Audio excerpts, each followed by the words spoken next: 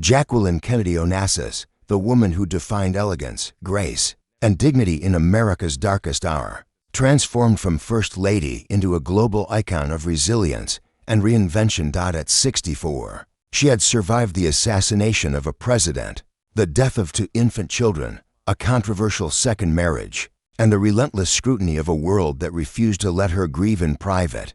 But what happens when the most photographed woman in the world is diagnosed with an enemy she cannot charm, cannot outrun, cannot survive? When the woman who rebuilt her life after Dallas faces a final battle with no escape.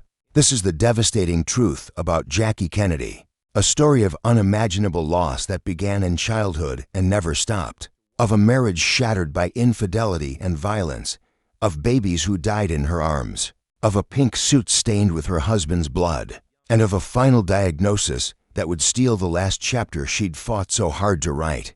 The world saw the pearls, the pillbox hats, the impeccable composure. But behind that legendary grace lies a story not glamorous, but brutal, filled with grief, betrayal, scandal, and a woman who refused to be defined by the tragedies that haunted her every breath. If Jackie Kennedy has ever made you believe in the power of dignity through devastation, hit like as tribute to her unbreakable elegance and quiet strength. This is the story of a woman who lost everything repeatedly: children, husbands, privacy, health, yet rebuilt herself each time with a grace that inspired generations. This is the story of America's most tragic and resilient icon. July 28, 1929, Jacqueline Lee Bouvier was born in Southampton, New York, into a world of privilege that was crumbling beneath the surface. Her beginning was marked not by stability, but by chaos disguised as high society. Her father, John Vernew Black Jack Bouvier III, was a charming stockbroker and raging alcoholic who squandered fortunes and broke promises. Her mother, Jeanne Norton Lee, came from a family desperate to climb the social ladder. Using her daughters as currency, the Bouviers lived in elegant homes, attended the right parties, wore the right clothes, but behind the facade was financial ruin, infidelity, and screaming matches that terrified young Jackie and her sister Lee. Black Jack was handsome and charismatic, but he was also unreliable, unfaithful, and often drunk. Jackie adored him despite everything, learning early that loving someone meant forgiving their worst betrayals. Her parents' marriage collapsed in 1940 when Jackie was 11 years old. The divorce was vicious and public. Jeanne quickly remarried Hugh D. Auchincloss, a wealthy stockbroker. In 1942, Jackie suddenly had step-siblings, new homes in Newport, Rhode Island, and Washington, D.C., and a stepfather who was kind but distant. The beginning was not glamorous, but fractured, a little girl learning to wear a mask of perfection. While her world crumbled privately, she attended elite schools, Miss Porter's School in Connecticut, then Vassar College, and spent her junior year studying at the Sorbonne in Paris, the city that would become her spiritual home. She graduated from George Washington University in 1951 with a degree in French literature. At 22, she took a job as the inquiring camera girl for the Washington Times-Herald, earning approximately $42.50 per week, interviewing strangers and taking photographs. It was there, in 1952, that she met a young, ambitious congressman named John Fitzgerald Kennedy at a dinner party. He was 35. She was 23. He was charming, wealthy, and relentlessly unfaithful. She knew it from the beginning, and she married him anyway. September 12, 1953, Jackie Bouvier married John F. Kennedy in Newport, Rhode Island, in a wedding attended by over 800 guests. She was 24 years old and becoming part of America's most ambitious political dynasty. The early years were difficult. Jack was rarely home, constantly campaigning, openly philandering. Jackie suffered a miscarriage in 1955 and a stillbirth in 1956, a daughter she named Arabella. The grief was profound, but she was expected to smile through it, to support her husband's political ambitions without complaint. November 27, 1957, Caroline Bouvier Kennedy was born, finally giving Jackie the motherhood she'd longed for. November 25, 1960, John F. Kennedy Jr. was born, Just weeks after JFK was elected President of the United States, January 20th, 1961, at 31 years old, Jackie Kennedy became First Lady. She transformed the White House into a symbol of American culture and sophistication. She restored the historic rooms, hosted legendary dinners with artists and intellectuals, and gave a televised tour watched by 80 million Americans on February 14, 1962. She wore Oleg Cassini gowns and pillbox hats that became instantly iconic. The world fell in love with her style, her intellect, her fluent French, her quiet dignity. But behind the elegance was exhaustion, loneliness, and the knowledge of her husband's countless affairs.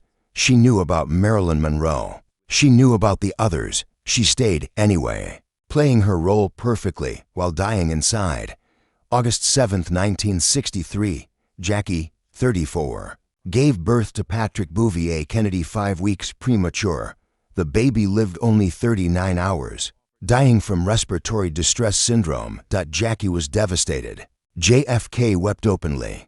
For a brief moment, the marriage softened. They planned to grow closer, to heal together. They had 107 days left. November 22, 1963, Dallas, Texas, 12:30 p.m. Jackie Kennedy, 34, sat beside her husband in an open-top Lincoln Continental convertible, wearing a pink Chanel suit and matching pillbox hat. The motorcade rolled through Dealey Plaza. Crowds cheered. The sun was bright. Then the first shot. Jackie turned toward Jack. He clutched his throat. The second shot, the fatal shot, the back of his head exploded. Blood and brain matter sprayed across Jackie's pink suit, her face, her gloves. She screamed, "They've killed my husband. I have his brains in my hand." In shock and terror, she crawled under the trunk of the speeding car, reaching for pieces of her husband's skull. Secret Service agent Clint Hill pushed her back into the seat and covered JFK's shattered head with his body. At Parkland Memorial Hospital, doctors pronounced President John F. Kennedy dead at 1 p.m. Jackie refused to leave his body, refused to remove her blood-soaked suit. When urged to change, she said, "Let them see what they've done." On Air Force One, still wearing the pink suit stiff with dried blood, she stood beside Lyndon B. Johnson as he was sworn in as president. The photographs went global. The widow in pink, the blood, the horror. She was 34 years old and had watched her husband's head explode beside her. The funeral was for days later. Jackie orchestrated every detail with devastating precision. She walked behind the caisson, held her children's hands, lit the eternal flame. John Jr., just 3 years old, saluted his father's casket on his 3rd birthday. The world wept, but Jackie remained stoic, elegant, unbreakable in public. In private, she collapsed. What few people know is that she suffered severe PTSD nightmares, panic attacks. She moved out of the White House 2 weeks after the assassination, into a home in Georgetown. The press stalked her relentlessly. She couldn't grieve, couldn't breathe, couldn't escape. Then came October 20th, 1968, a decision that shocked the world. Jackie Kennedy, 39, married Aristotle Onassis, a 62-year-old Greek shipping magnate worth approximately $500 million.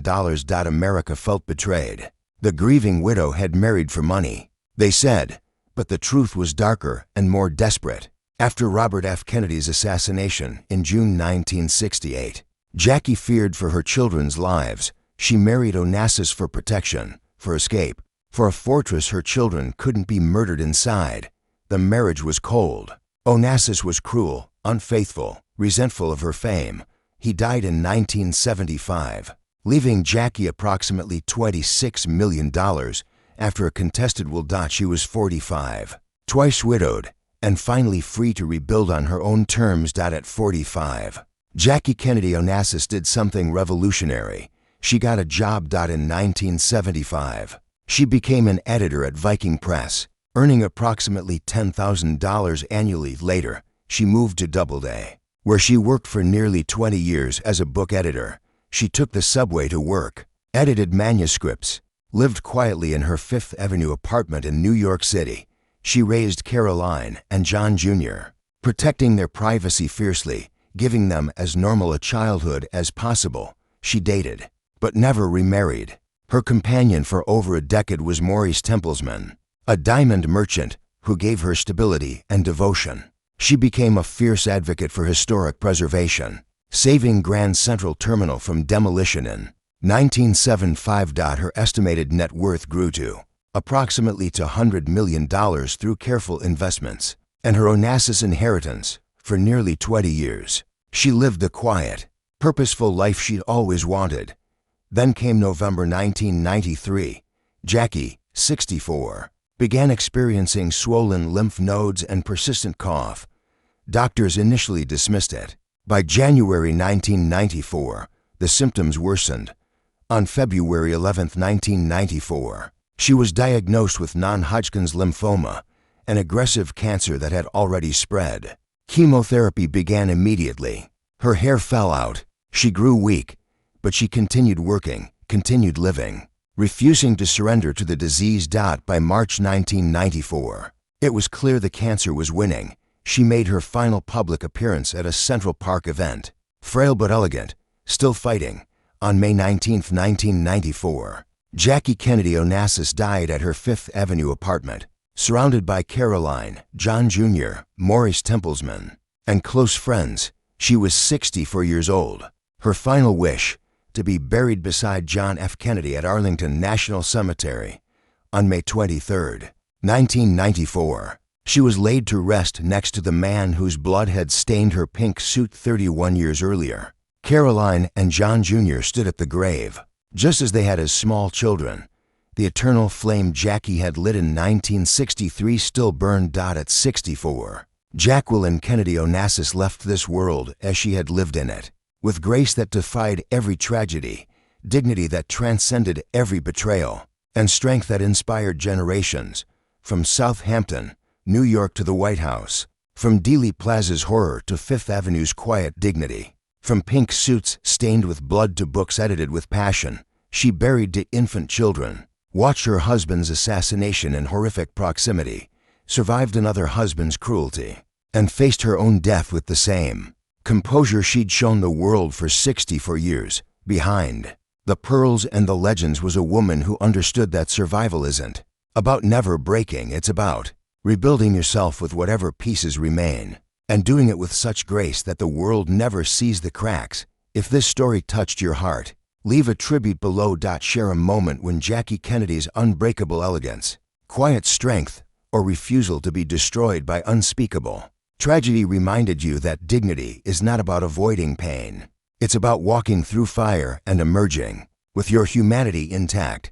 This is Jacqueline Kennedy Onassis, First Lady, icon, mother, editor, survivor, gone but never forgotten.